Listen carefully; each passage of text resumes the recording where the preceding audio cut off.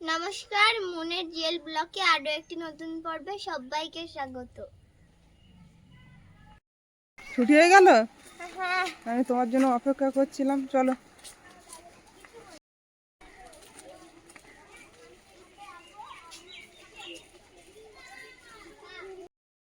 এখানে আমি পড়তে যাই আর এক্ষুনি খেয়ে আর এখানে আসবো, তার জন্য ব্যাগটা রেখে যাচ্ছি।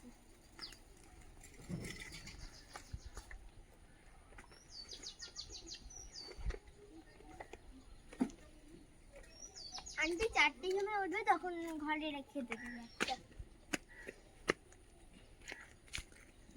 বস। এত শুধু রেখে যা, ডাকবো। হ্যাঁ তোকে।